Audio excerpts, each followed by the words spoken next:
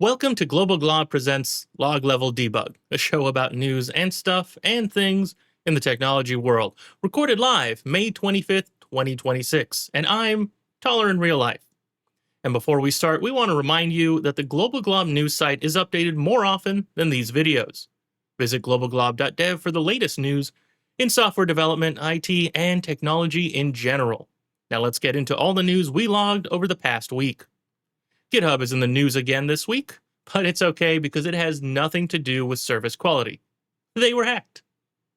A GitHub employee installed a VS Code extension that was infected with one of the many malicious NPM packages out there. In this case, it was an extension affected by one of the recent hacked TanStack packages. The hacked VS Code extension has been removed from the VS Code marketplace. But if you're worried about losing functionality, I'm sure there are many other hacked extensions still on the marketplace. GitHub also says that 3,800 private repos were exfiltrated during the breach, and that's all that happened. Don't ask if anything else happened. Sorry about that, but I asked them if anything else happened, and they were not happy with me. Putting my cybersecurity hat on and okay, sorry. I was gonna put a hat on, but I can't find it. It was right here a minute ago. Okay, just pretend I put a hat on that like says the word cybersecurity, and then you can take me seriously as a cybersecurity professional. As a reminder, VS Code extensions are just an app running on your machine. So like everything else running on your device, they get access to environment variables and the file system. You know, where credentials and other secrets are stored. Be careful when installing extensions because any of them could compromise your machine. And this is when I would take the hat off. Although that, I gotta say, that wouldn't affect my machine though, because I write down all my passwords on paper. Moving on. Oh, do I need that? No, it's good. It's good. I don't need that one. Okay. Moving on. Google I/O was held last week, Google's yearly development conference. They announced a ton of boring AI stuff. Gemini, agents, whatever everyone else is doing and already talking about, Google announced it too. One employee suggested they announce a non-AI topic and were fired before finishing the sentence. But don't worry, that employee will never work in tech again. In Google consumer news, they announced that they will be replacing Google search results with an AI-powered experience. As a result, the search is controlled by AI prompting, so searching the word disregard would return an almost empty results page. It has already been fixed, and Google did not issue an apology. I guess they want us all to disregard the issue. No? Okay, sorry. I'll just keep reading the jokes other people have written. Not using my own. Google says that they will, quote, continue to add more AI features until everyone stops encroaching on their territory, or there will be no survivors, end quote. And that's it for Google News this week. Moving on. Let's keep the AI conversation going. This week, Starbucks made the decision to remove their AI inventory counting tool after 9 months of use.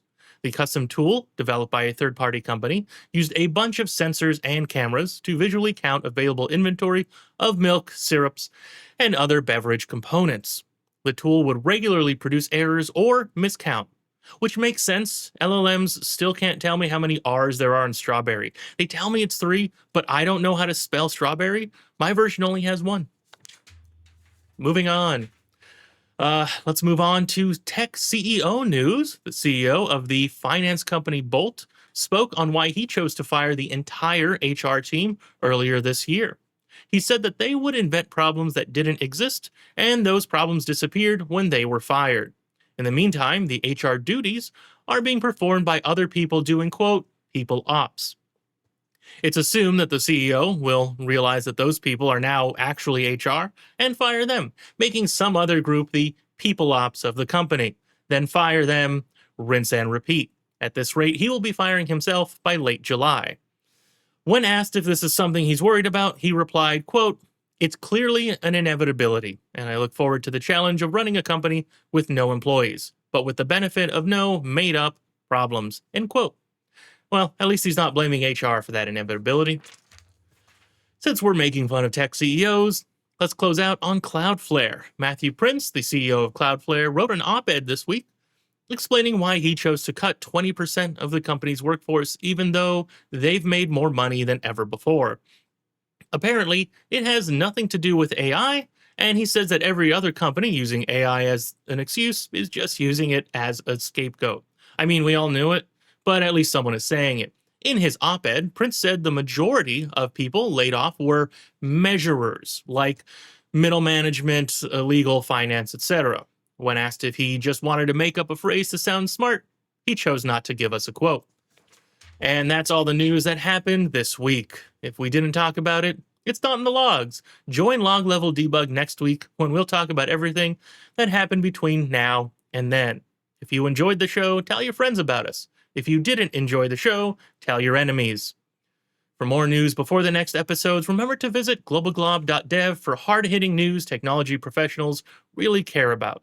If you watched the video, please like and subscribe. If you listened to the audio-only podcast, please leave a review somewhere, preferably not in a chain letter.